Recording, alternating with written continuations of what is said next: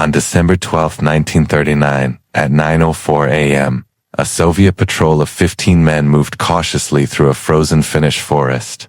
The air burned at -40 degrees Celsius, stiffening their heavy wool coats and turning their breath into instant frost on their scarves. They were part of the Red Army, Joseph Stalin's feared force. Confident that this invasion would be swifter, mere 10-day campaign to crush a nation of farmers, they were wrong.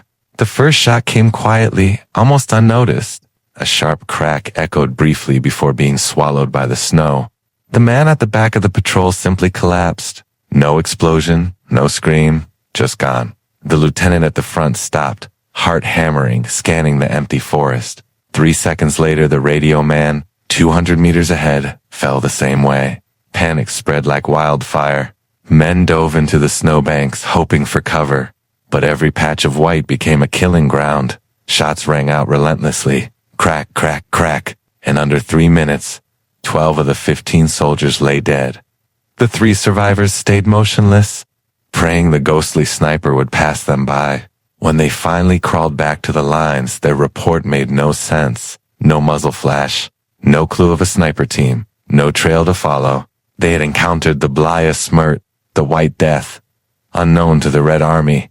This phantom was a 33-year-old farmer, barely 5'30", with a single goal: wage a one-man war against an empire. His weapon wasn't a high-tech rifle, but the cunning simplicity of iron sights and intimate knowledge of winter warfare. To understand the terror he inflicted, you must understand the war itself. In November 1939, Stalin demanded Finnish territory, seen the tiny nation as a buffer against Germany.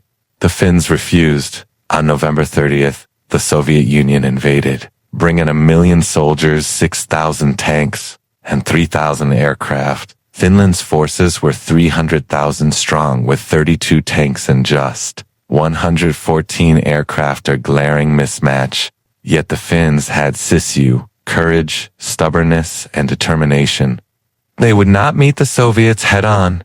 Instead, they let the tanks approach frozen lakes before shattering the ice. Narrow forest roads became traps. Finnish ski troops, clad in white, struck from the trees and vanished. The winter itself was Finland's greatest ally. Soviet equipment froze, soldiers succumbed to the cold, rifles locked in hands. Into this nightmare stepped Simo Häyhä, a farmer and prize-winning marksman, assigned to the 34th Infantry Regiment.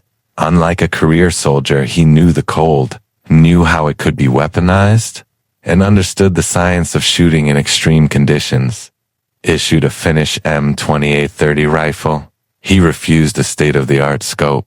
To him, glinting lenses would betray his position, fog would ruin his aim, and raising his head too high would make him a target. Simplicity and logic became his deadliest tools.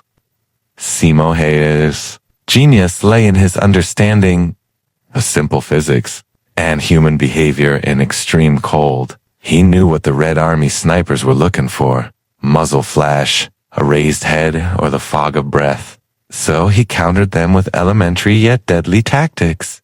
He would spend hours preparing a snowblock in front of his rifle to absorb the blast of each shot. He kept a ball of snow in his mouth to cool his breath, blending his exhalations with the freezing air. To the Soviet hunters, he was invisible. No flash, no breath, no telltale movement, just the silence of death. Each day, Simo's routine was methodical. Before dawn, he packed bread and sugar, dressed in multi-layered white camouflage, and took his rifle, submachine gun, and skis. He would ski deep into no man's land, sometimes behind enemy lines, and prepare his nest, a snow-covered rise, a fallen log, anything to mask his presence. There he waited. Hours passed as the cold seeped into his bones, yet he stayed still. Patience was a weapon. The first target might be a Soviet officer, reading a map at 300 meters. Crack. A machine gun team setting up at 250 meters. Crack. Crack.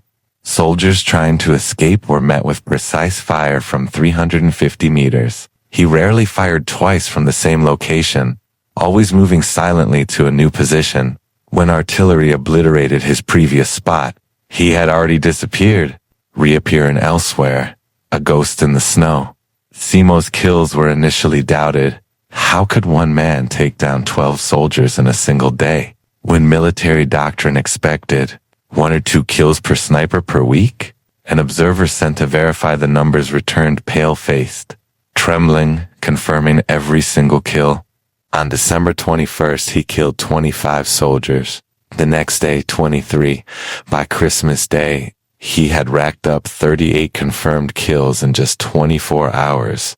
This was no ordinary battle. It was an extermination campaign carried out by one man against an entire army's pride and morale. The Kola River front became a meat grinder. Soviet divisions, numbering over 160,000 men, were cut down by artillery ambushes and the silent terror of the White Death. Morale collapsed. Soldiers refused patrols. Officers hid in bunkers. Fires for warmth were death traps. And Simo's submachine gun made the quiet even deadlier. One squad huddled together for warmth. Within seconds, he emptied a 71-round drum, leaving the rest of the platoon in utter chaos. The hunters had become the hunted. The Red Army High Command could not ignore the reports. The White Death had become a legend. Stalin's generals were humiliated. Their elite snipers and counter-sniper platoons were annihilated by a farmer with iron sights. Orders came down, find him at all costs. 30 of the Soviet Union's best snipers and machine gunners moved into the forest in late February 1940, each armed with the latest scoped rifles.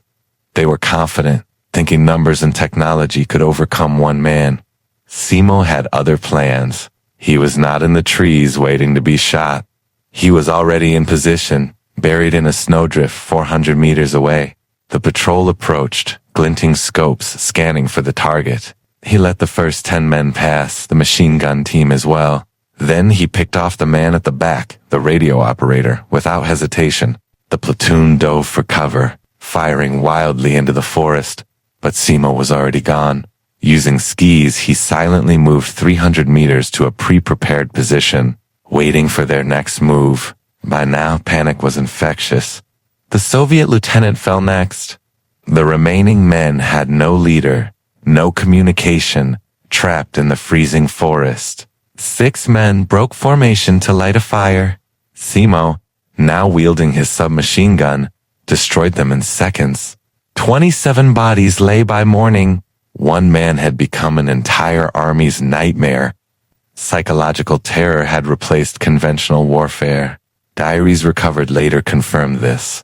Soldier Pavel wrote to his mother, "Mother, this is not war. We fear the silence. Silence means he is watching. Silence means death." Simo Häyhä had turned invisibility, patience, and simple physics into a force of terror. Even Soviet artillery could not stop him. Entire forest sectors were obliterated, yet he continued to hunt, moving through craters and shell-shattered landscapes, his tally climbing daily. By early March 1940, Simo had 505 confirmed sniper kills, excluding over 200 more with his submachine gun. Finland's high command recognized his unparalleled effectiveness, promoting him to second lieutenant, and giving him a custom rifle engraved with his name. The Red Army's pride was in ruins. March 6, 1940, marked the final offensive at Kola, amid chaos and constant artillery. A single Soviet counter-sniper fired an explosive round.